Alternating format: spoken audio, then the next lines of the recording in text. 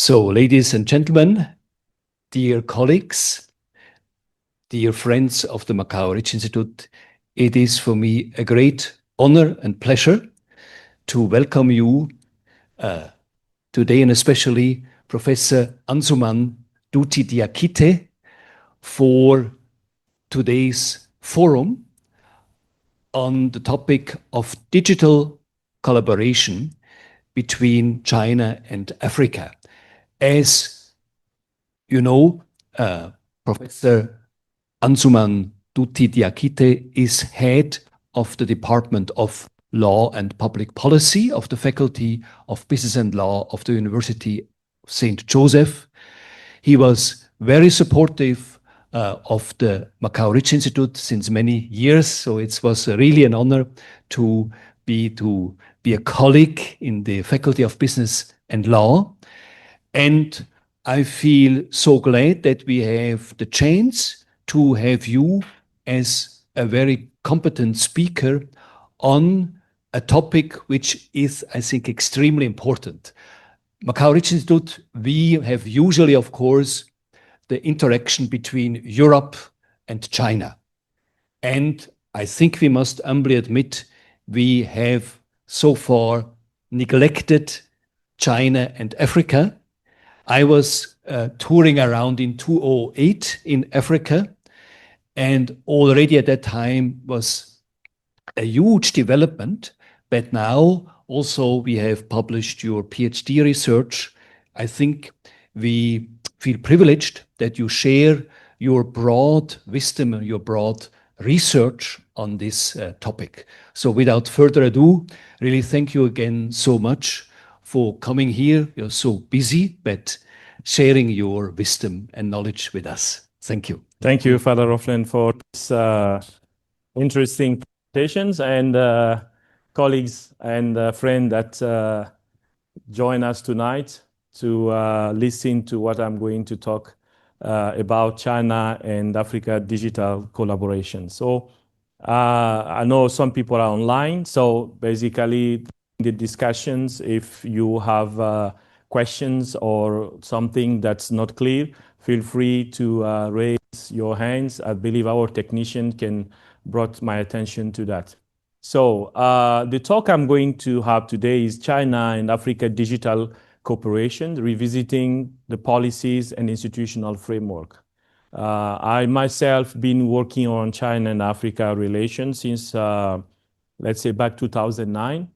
And I personally, I'm a lawyer by training, but I did my PhD on China and Africa relation, mainly focused on China foreign aid in Africa. So I published extensively several articles in peer-reviewed journals on different topics, starting from, let's say, the motivations underlying China aid delivery in Africa. But also recently, I also published in Ricci journal, MRI journal, on the different form of aid provided by China by comparing China and France, because mainly my focus has been in Guinea. Most of my research has been to look into China presence in Guinea. But this time, I'm looking at more broader, looking at continental level. What I mean looking at continental level, I'm looking at how China and Africa are collaborating in the sphere of digital era. So nowadays, with the globalizations and the interconnections of countries, it's important to be able to have activities accompany with digital integration. So that's why I want to look at, from that perspective, how China and Africa digital cooperation from policy, institutional, but also looking at what are the different actors. So here is what I'm going to talk about. So here is what I'm going to talk about tonight. The first things, before understanding this framework of digital collaboration or cooperation between China and Africa, it's important to understand first, or to do a prior assessment of the digital need in the African context. So what are the causes and what are the consequences of digital divide in Africa?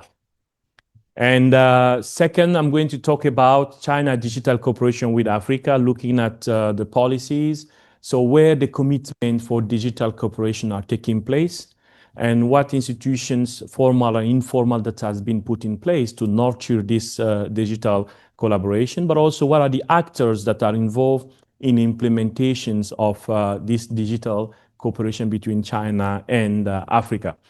And I'm going to give some list of projects that reflect this digital cooperation between China and Africa. There are not, they're just exhaustive list of projects. It's not like I'm not covering all the projects that China is having in the digital sphere in Africa, but also I'm just covering few as example of China presence in Africa. And the 4 points I'm going to talk about is because it will be difficult if I don't say it. I'm sure I'm going to get a question from the audience for sure. It's about the perspective. What are different perspectives on this digital cooperation between China and Africa? Is it seen by everybody as a perfect thing, or some criticism are being provided or have been provided against this digital cooperation between China and Africa? And of course, I will complete my talk with a conclusion. So let's talk first about the need for digital cooperation. Why Africa needs digital cooperation? Because first, we are in a situation where there's a huge digital divide, meaning that the access to the ratio of access to digital infrastructure is very low in the context of Africa compared to the rest of the world. And what are the causes? Why we do have this digital divide in the context of Africa? Several reasons can explain that. The first reason, of course, is the underdeveloped infrastructure system that we have in Africa. What I mean, that's the underdeveloped digital infrastructure, be physical infrastructures, but also the lack of software-based infrastructures that can help to deliver digital goods and services. So the second problem we have is the low intercontinental coverage for optic fiber. So basically, Africa is composed of 54 countries, but we don't have an extensive connections between countries, so to facilitate the digitalizations. And we also have poor submarine cable connections, because now submarine cable connections are considered to be providing a fastest connection compared to the traditional one. But as for the moment, we have a very low optical cable connections in the context of Africa. Basically, those optical cable connections link Africa with the rest of the world. But there are some projects that are undergoing. I will explain them later. And what are the third cause? We have development of energy in Africa, because we know energy is one of the factors that facilitate digitalization. If you want to do shopping on the internet, you need to have electricity. If you don't have electricity, you cannot do. If you want to use, even though there are some mobile payment system in Africa recently that can do transaction offline, but it's important. Electricity is very important for digitalization. But the problem we have as of today, in the recent report from International Energy Agency, 600 million people in sub-Saharan Africa lack of access to electricity. And I mean the sub-Saharan Africa. I'm not referring to the other part of Africa. So, and those even who have access to the electricity sometimes face what we call power outage, or sometimes face high costs. They cannot afford to get electricity. And the next cause of digital divide is the lack of what we call data center. As you know, data centers are very important in the process of digitalization, because they store, manage, and process data for government, but also for business entities, right? So, but this become also difficult because, of course, lack of electricity, lack of energy to sustain those data centers. And it's very important. And that's why we're going to see later Why is it important? What is the relevance of China presence in that field? Because China has been recently really building a lot of data centers for Africans so they can gain what we call their digital sovereignty. So what are the consequences deriving from these causes I just mentioned? It's limited access to internet connectivity. If we compare Africa with the rest of the world, you can see here that Africa is 25 to 30% of the population have approximately access to internet, right? Compared to the rest of the world. For example, if you take, let's say, the United States, America, for example, as a continent, you can see the rate of internet connectivity is 76 to 87. And just even China, let's consider China, that is the partner I'm going to talk tonight, is that the internet connectivity in China is high. It's reached 1 billion people who have access to internet, basically 73% of internet penetration in China. So here, of course, there have been some progress, right? So in 2019, the internet connectivity of individuals was around 28.2%, right? Compared to the rest of the world, Europe 82%, America 77%. But of course, there have been some work has been done to through different partners present in Africa to raise this internet penetration from 25 to 38. Of course, it's an ongoing process. And the other consequence that we are facing with this digital divide is unequal access to internet between urban and the rural area because of the lack of connectivity. Lack of connectivity means usually most of these urban areas are connected to internet and electricity compared to the rural area, right? Which make them difficult to make a phone calls, also to use internet for business purpose. And you will see later through my talk what China has been doing to help fix those problems. And here is the data showing the divide between rural and the urban area in terms of accessibility to internet. And the next consequence is, even though internet exists, we are not saying that there's no internet in Africa, but even the internet exists, but we have a very low connection that people always complain if you call because of the access of the gigabyte is not that high. So it's always interrupt when you call, there's always some interruption in the conversations. Right. And also another consequence is on the business, online business, right? Without internet, online business is difficult, right? It's almost impossible. The same has a digital payment mechanism become difficult. So we have also another issue that related to this digital divide is that because I mentioned as a cause, one of the causes is lack of data center. Because of this lack of data center, most of the data from major African countries are exported. So basically, what does it mean? It means those data are stored abroad. Right? The data are stored abroad, meaning that information anything they want need to be brought back to the continent again. And the cost, of course, of building those data centers, it's really huge. That has been one of the reasons why we have low numbers of data centers in Africa. So I'm giving you here some of the data. It's not fully updated because there are some changes. You can see countries that has data centers, build national data centers, but also those who have what you call co-location data centers. The co-location data center is what? It's a platform where different company can store their data. So they have it, they rent a place, so they have it in kind of co-locations, but it's not owned by, it's not a national data centers, right? So it's usually owned by private companies.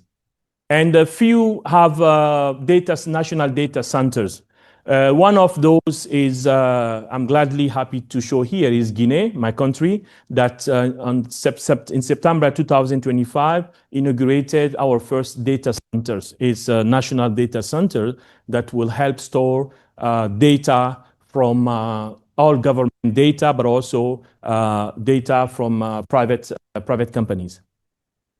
So, having said that, you have understood now basically what is the problem we are facing.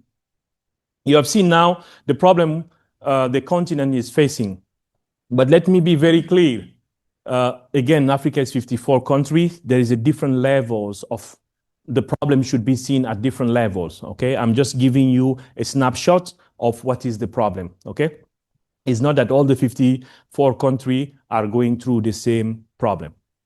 So now the question is now what China is doing to deal with these problems, with this digital divide Africa is facing. So I would like to look into the policies. So where the commitment has been made, where China take initiative to help Africa or African continent in terms of digitalizations, and what are the actors that are also involved in implementing this policy or this commitment of China. So the first things, I'm going to look at the policies. So first, when China-Africa Digital Cooperation started, it started in the 90s, of course, without any formal policy that was enacted by China and Africa to define or to frame China intervention in different sectors for digitalization purpose. Right? So it started in the 90s, but mainly why? Because in the 90s, some of the sectors in Africa were liberalized. Right? They liberalized the door for foreign companies to come and invest. And that's why Huawei and ZTE were the first one to enter into these fields in the field of telecommunications. And as I say, this intervention took place without any clear policy from China in terms of entry into African markets. But most of the commitments of China to support digitalization in Africa started with the FOCA, the Forum for Cooperation between China and Africa, so which started in the early 2000s. And we have, I'm not going to go through all, but I'll give you a category, the early FOCA from 2023, 6, 9, and 12. They set the foundation of China intervention as a partner in digitalization in Africa. Right? So different, for example, the FOCA 2023 focus on telecommunication sectors. And 2009, where China set up the Science and Technology Partnership Program to support the research in Africa. And the 2012 FOCA also focused on high-tech industry. So what I'm trying to tell you here is that most of the commitment for China interventions to participate in digitalization in Africa were taken within the different forum where China make a commitment to intervene and to provide support capacity building in different sectors. So we have from 2015, 18, and 21, these were period very important in China interventions for supporting digitalizations in Africa. Why? Because in 2015, China had its first what you call digital Silk Road. The digital Silk Road, which is the arm of One Belt and One Road, the digital element or the digital arm of One Belt and One Road. So this was proposed by China in 2015 with the main objective of improving the connectivity right around the world. So it's not only focusing on Africa, but also cover other countries in Asia as well. So what are the key areas of China Digital Silk Road? So I provide you here of infrastructure, trade, finance, but also people health and policy. So you can see for each of these focus, you have a specific sector that is defined, but also specific company, Chinese company that are involved in implementing those projects. So you see, for example, for infrastructure building, Huawei and Xiaomi are on the list of companies that involve mainly in those in infrastructure sectors. But also you have e-commerce where you have different company like Alibaba, for example, that is involved, has a key partner or has main actors of China in implementing the digital Silk Road. In the finance sector as well, we have seen recently many online payments or e-payments that are either created by Chinese company, but all supported by Chinese technological infrastructures, okay? So, and these are some of the summary of what I just mentioned now. But 2015 and 16, because after the digital Silk Road, most of the FOCA that were FOCA between China and Africa after the digital Silk Road now focus on reinforcing what the digital Silk Road set as a goal. Okay, so that's why you can see, for example, most of the FOCA coming after 2015. For example, you have the Johannesburg Action Plan, which was a consequence of the FOCA of 2015. 2015, yes.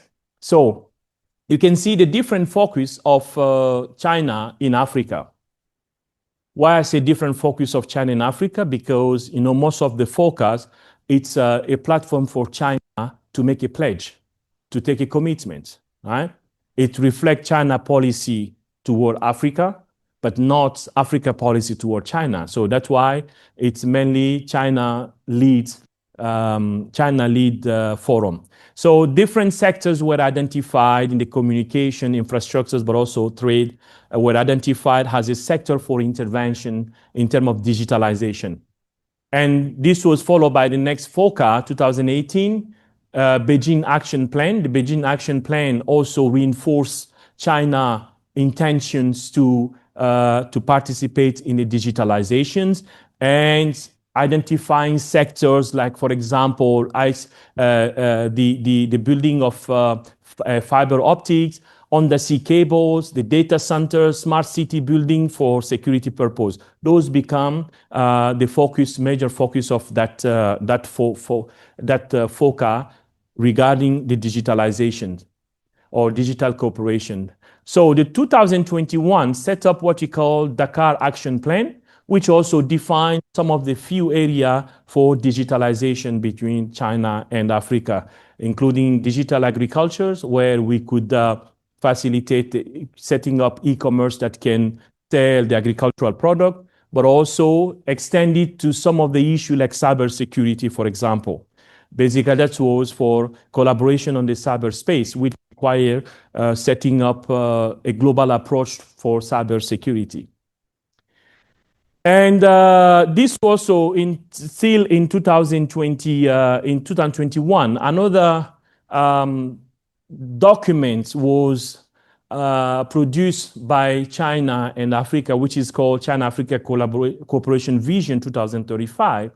This also have some components that encourage digitalizations, or at least China intervention for digitalizations in Africa. And for example, 5G, satellite internet, big data, e-commerce, and so on and so forth.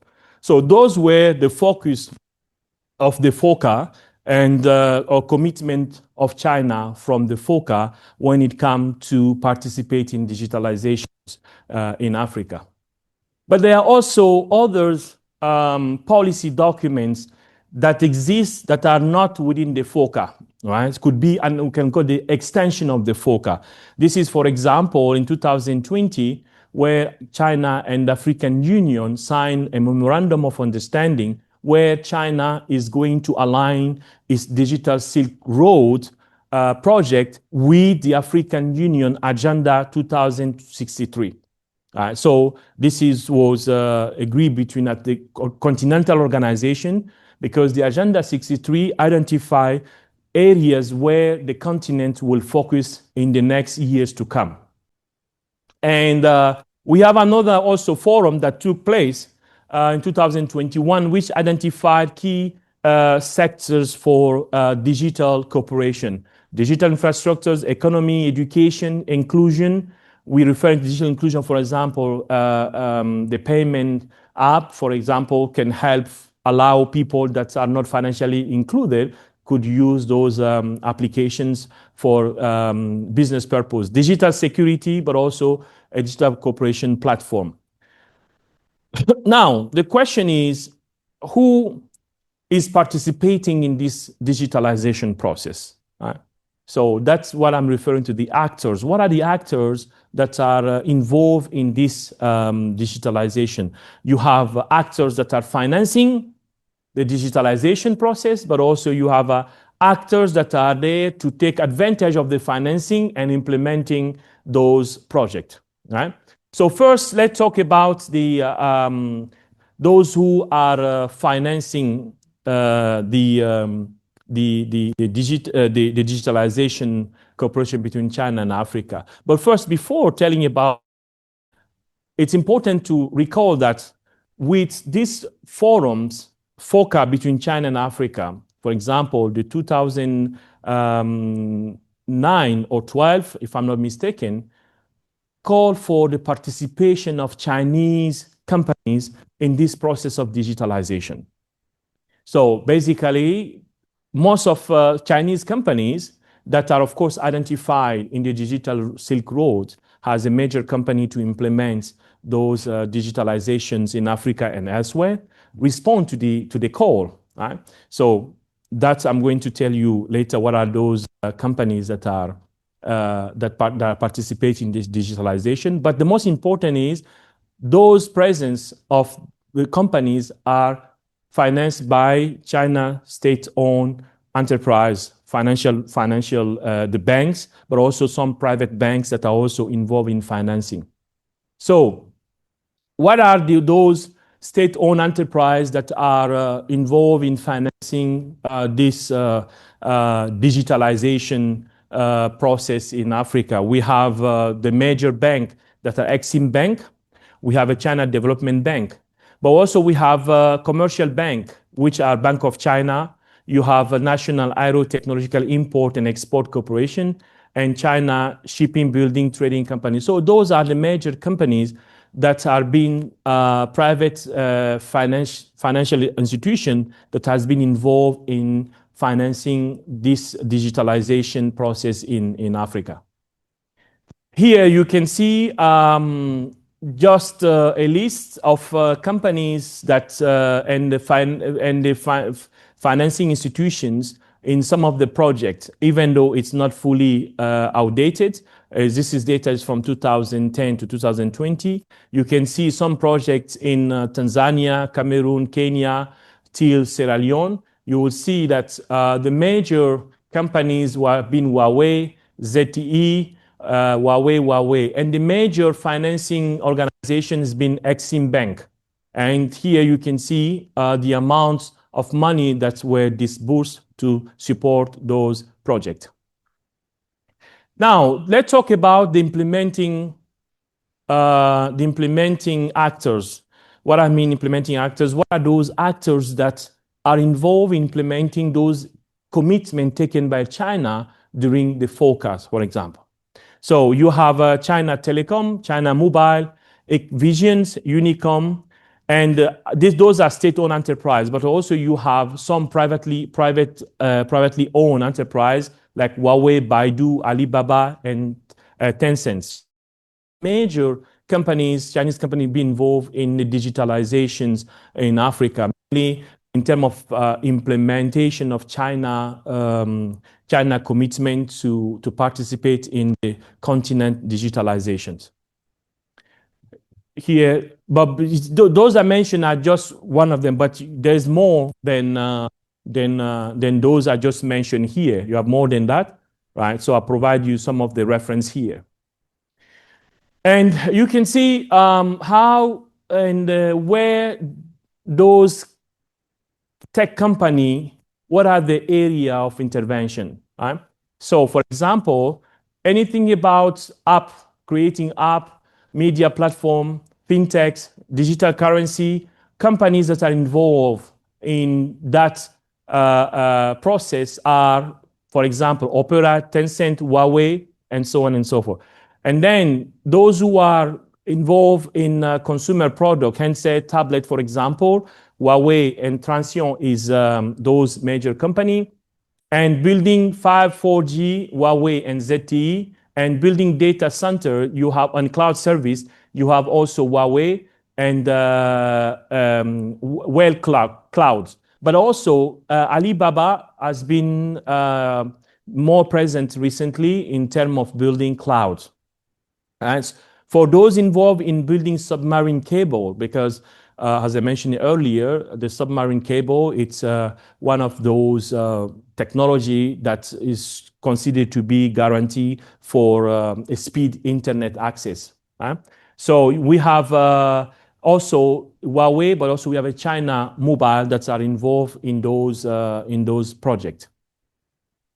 Now, let's talk about now the project. What are the projects? Because everything I mentioned now, it's important to provide some evidence of project that has been supported or implemented by those companies I just mentioned now. So first, let's talk about the project. The project is a connection project, because as I told you at the beginning, one of the problems we have is the low level of interconnection between countries in Africa, right? So, and between Africa and the rest of the world. And recently, a project called To Africa, it's a consortium of companies which involve as well China Mobile Company.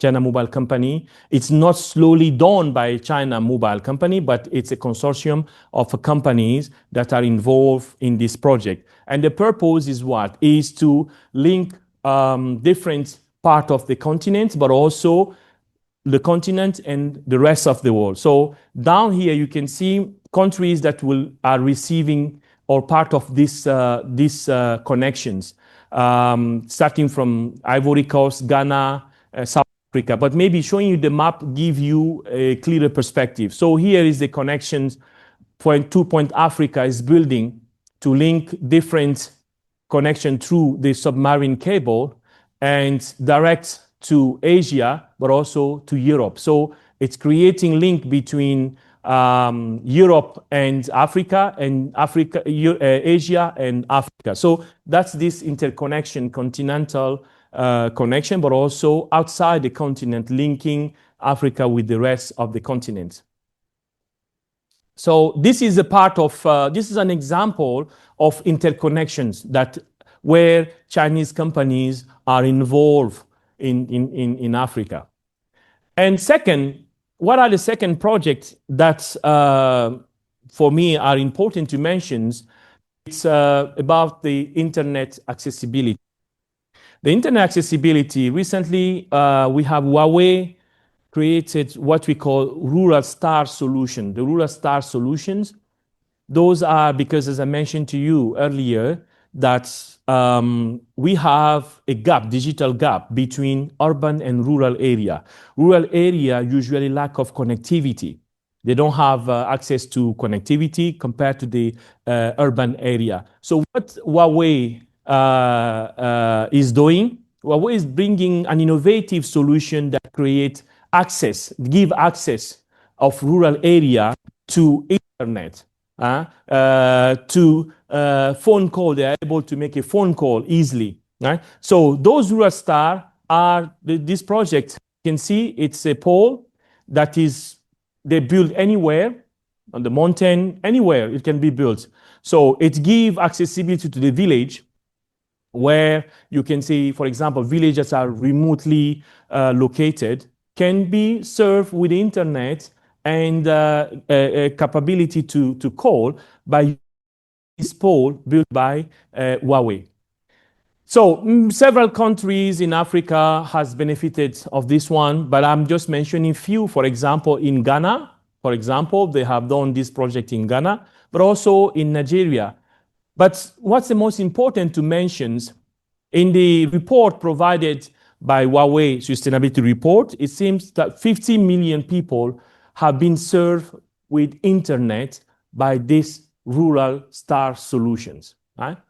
So it's important. And beside that, it's the cost of building in the normal connections if you have to use a normal way of connecting, and it's going to be very expensive, and that's why usually rural areas are left out because of the cost of bringing internet to the rural space. But this method facilitates, as the report says, it reduced the cost to 70% compared to the normal or traditional way of connecting internet. And the second project that has been important in terms of digitalizations is the construction of data centers. And as I mentioned earlier, data center role is to store and manage and process data, right? And it's also a reflection of digital sovereignty, right? Because most of the countries, as I mentioned, host their data outside the continent, which means that anything happen in Europe, in France, where the data are stored, there is a problem of accessibility, which has a huge cost on the business, right? If everything is based on, for example, on those data to make a decision, it's going to be very difficult, right? So some country has been fully aware and trying to gain their digital sovereignty. That's what I mentioned now. Guinea-Conakry is to have the first national data center. And the domain name GN has been brought because the GN Guinea was hosted outside Guinea. So basically all our data need to transit from outside before coming to the country. So now with the building of new data centers, but of course, this was not built by a Chinese company. This was built by an African companies that are more evolved in the high-tech industry that we call Corex Group. So, but you can see here the data, just to give an example, how much it costs for keeping data outside the country. 60 million for Nigeria to keep their data on internet, on the cloud. 60 million a year. And in the context of Guinea, I had the data mentioned there, but I think it's like more than 10 million US dollar for keeping data outside the country. And how much is that? If we went, I show you there, the cost of a mini data center was the kind of 10 million US dollar. Right? So it's just a matter of keeping or maintaining that digital sovereignty. It's important to really build those data center, not only for that, but also for business purpose, right?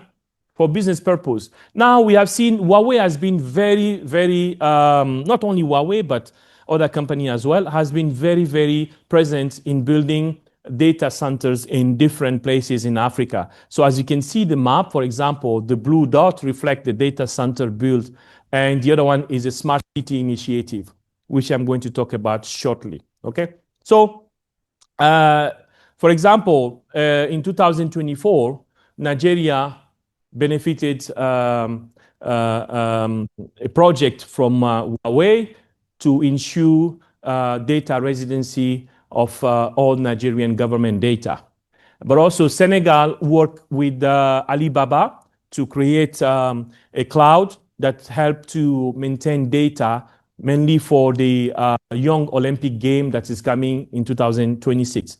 So this reflects what? This reflects already that we see a lot Chinese company doing what they are doing in a context of digitalization. But of course, as I mentioned earlier, most of those are not a grant. They are a project financed by the bank, the financial institution I mentioned now, Exim Bank or China Development Bank, and so on and so forth.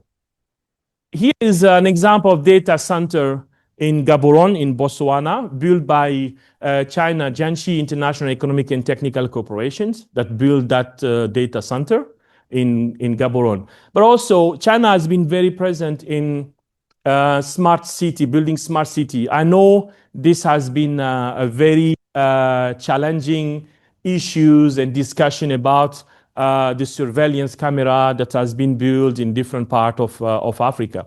But today, as of today, several countries has benefited from those surveillance because the purpose of those country adopting Chinese technology is first is to help them deal with the high rate of crime, right? Because those surveillance camera deal with the crime, but also for traffic regulations.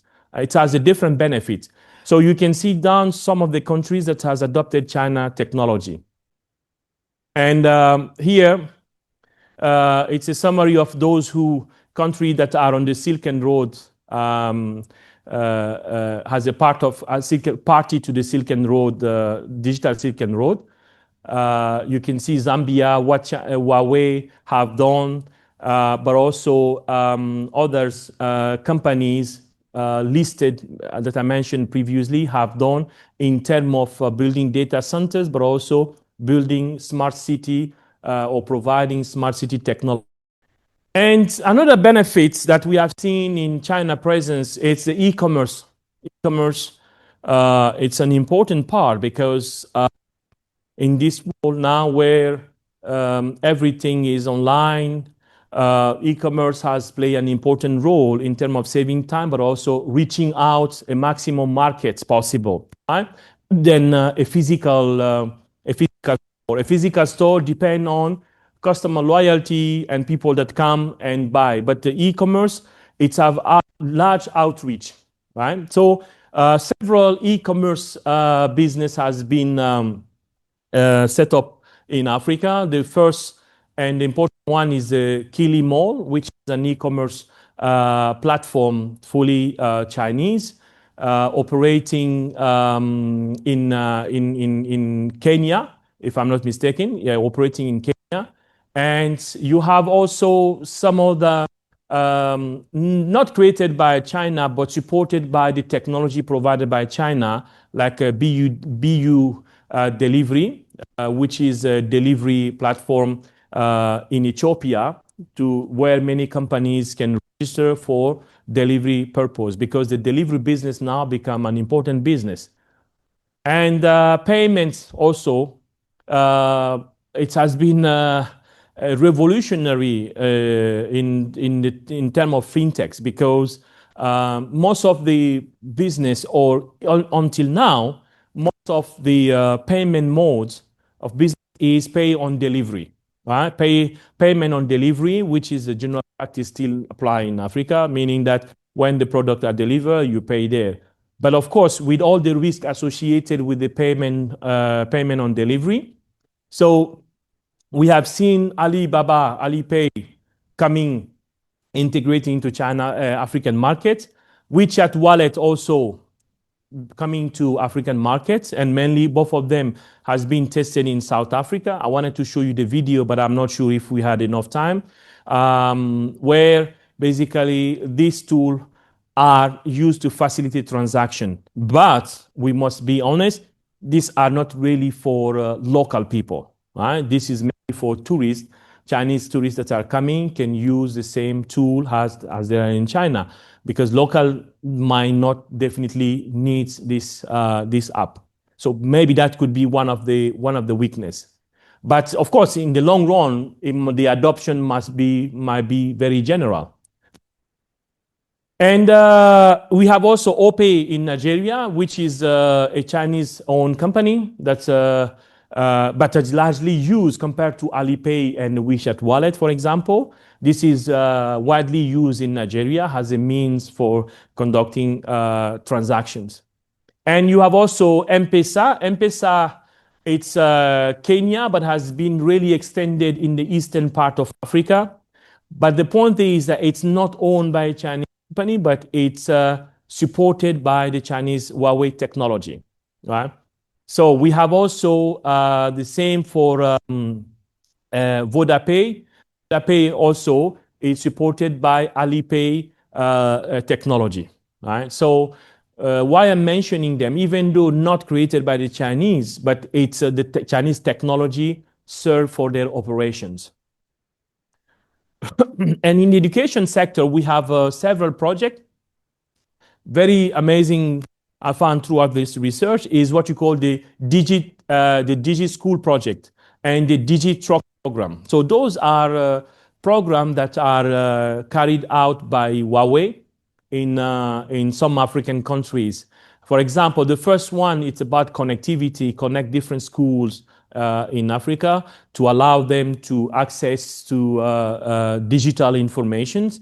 And the DigiTruck program, this is a mobile truck, right? It's a mobile truck that they have a station inside. I'll show you the picture now. So this is the case of Kenya Digit School, where the kids are provided with technology, the app, and you have a small device they are using for study purpose, right? So in my time, we have no chance like this. I discovered internet computer in 2006 when I was 26 years old.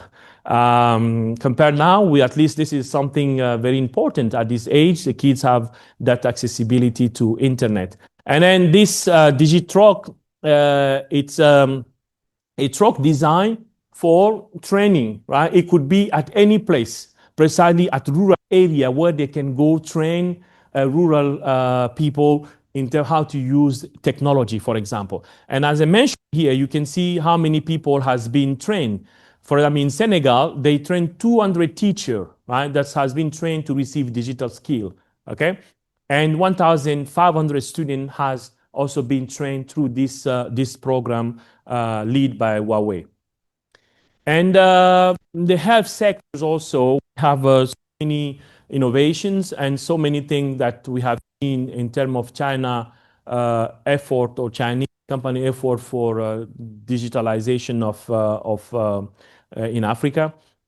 So Alibaba Health, it's Alibaba has that part of providing healthcare support, but this Ali Health was used in Africa mainly during the COVID time period, where because of the distance, the technology was used for training purpose, and people were also used how to use a different strategy or technology to combat the COVID-19. So as you can see the picture, this is one of the doctors from Zimbabwe in the meeting with its peers from China and around the world. So basically, they provide them the technology, right, to do that. And we all know before COVID-19, it was almost impossible in Africa context. The digital communication tools were very low or even not, let's say, less used, right? So, but now since the COVID, it leads actually to the innovations about how we do things, how we run meetings.